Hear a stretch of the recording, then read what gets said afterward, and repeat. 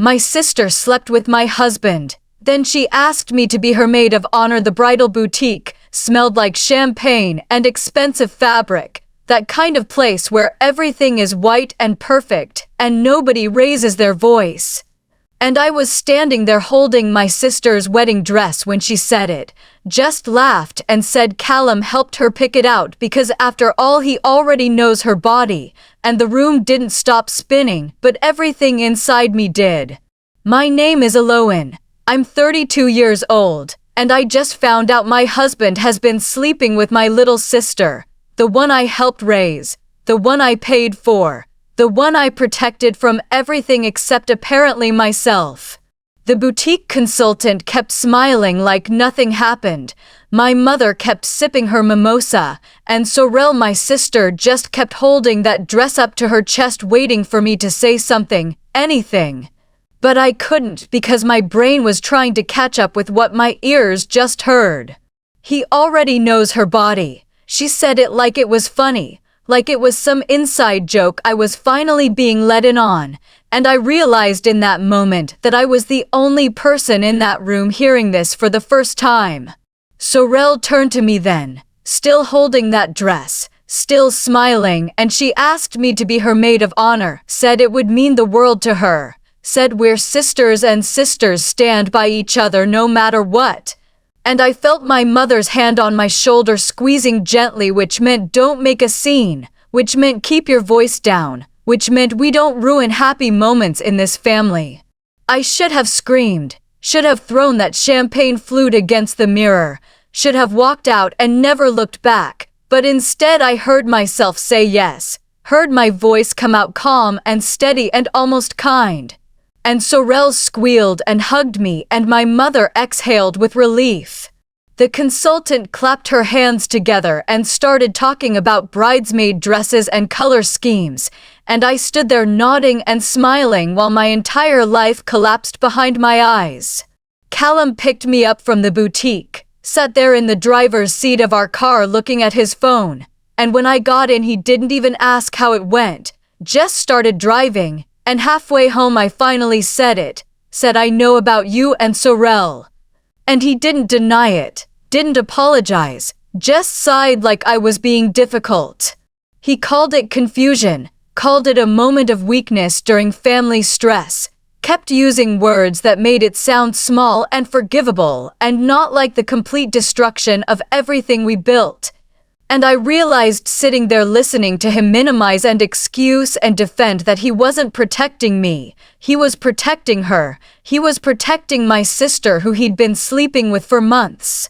He said we could work through this, said marriage is about forgiveness, said I was overreacting, and I just stared out the window watching Dallas blur past and thought about how I didn't recognize his voice anymore. I helped raise Sorel, was 12 when she was born and became more of a mother to her than our actual mother ever was.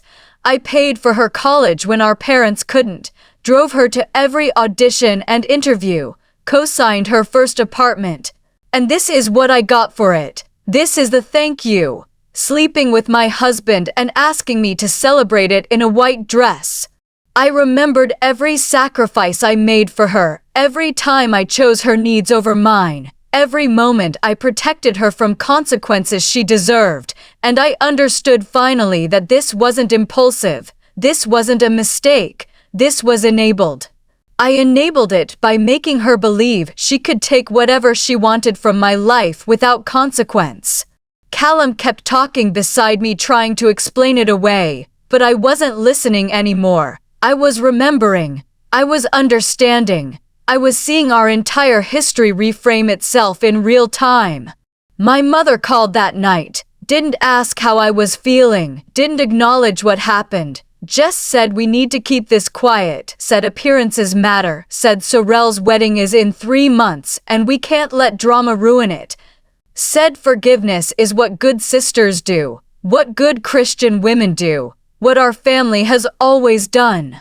She made it sound like I was the problem, like my hurt was the inconvenience, like my pain was the thing disrupting the peace, and I realized this wasn't new. This was the pattern. This was how our family always worked.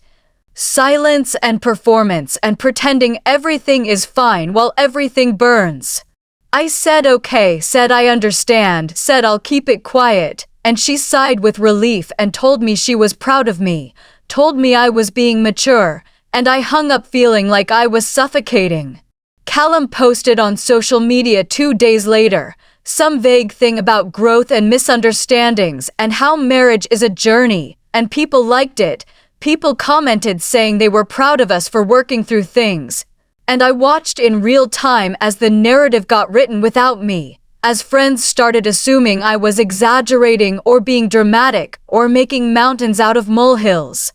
Nobody asked me what happened. Nobody checked if I was okay. They just saw Callum's post and decided that was the truth, and I understood then that explaining wouldn't help. Defending myself wouldn't change anything, so I stopped trying and started recording. Started screenshotting, started saving everything because if this was going to be a fight, I needed weapons. I found Callum's old phone in the garage, the one he said stopped working, the one he forgot to wipe, and I charged it and opened it, and there they were, months of messages between him and Sorel, planning meetups, laughing about close calls, mocking me. Actually mocking me for being oblivious, for being trusting, for being stupid enough to believe them. One message from Sorel said, "She'll never find out, she's too busy trying to be perfect," and Callum replied with a laughing emoji, and I sat there on the garage floor reading through their secret life feeling like I was watching myself die from the outside. The messages proved it wasn't confusion, wasn't a mistake, wasn't anything except deliberate betrayal, and I saved every single one. The engagement party invitation arrived, thick cardstock with gold lettering, and Sorel called me personally to make sure I was coming, said my presence would prove to everyone that we're mature adults who can move past drama. Said it would show the family that everything is fine, and I said of course I'll be there, said I wouldn't miss it, and she laughed with relief. Callum heard me agree and I saw something in his face relax. Saw him mistake my calm for surrender, saw him think he won, and I let him think it because that's what you do when you're planning something bigger than anger. The engagement party was beautiful. Sorel wore white even though it wasn't her wedding day, and Callum stood beside her greeting guests like he was the groom already, and I watched them together, seeing the familiarity. Seeing the way they touched casually like they'd done it 1,000 times before. And other people noticed too. My friend Andrea pulled me aside quietly and asked if the rumors were true, asked if Callum and Sorel were really together, and I saw in her eyes that the whispers had started, that the narrative Callum tried to control was slipping. And I just smiled and said you'll have to ask them, and walked away. My cousin Naira found me by the bathroom. Naira, who's a corporate attorney. Naira, who doesn't miss anything, and she said we need to talk, said she'd been hearing things, said she looked into Callum's business and found some interesting clauses in his partnership agreement. Morality clauses, infidelity clauses, things that could cost him everything if they came out. She looked at me seriously and said you're sitting on leverage, said you don't have to be the victim here, said you can control how this ends, and something in me shifted. Something that had been broken started calcifying into something harder and colder and more useful.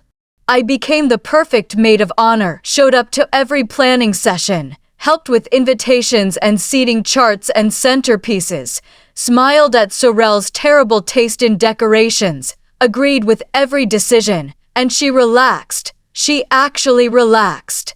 Started treating me like a servant again instead of a threat. And Callum grew careless. He sent messages to Sorel complaining about me, calling me pathetic for playing along, saying I was making this too easy, and he was right, I was making it easy. I was making them comfortable and confident and completely unprepared for what was coming. I confirmed through their messages that the affair never ended, that they were still sleeping together while planning their wedding, while Callum lived in my house, while Sorel called me for help with venue decisions, and they laughed about it, actually laughed about my restraint. my forgiveness, my stupidity. I sat there reading their mockery and felt nothing, not anger, not hurt, just a cold, clear certainty that scared me a little because I didn't recognize myself anymore. Didn't recognize this version of me that could plan revenge without flinching. Naira confirmed everything, showed me the prenup clause Callum signed when he joined his firm, the one that said infidelity with a client's family member meant immediate termination and financial penalties, and Sorrell's fiancé before Callum was a client. Which meant this fell under that clause, which meant exposure would destroy him professionally and financially. I finally controlled the timeline, finally had the power to decide when and how this ended, and for the first time since that boutique I felt like I could breathe. The bridal shower was lavender and gold, too much of both, and I stood up to give my maid of honor speech, talked about loyalty and truth and the importance of honesty in relationships, and people applauded. Sorrell beamed at me like I was giving her a gift.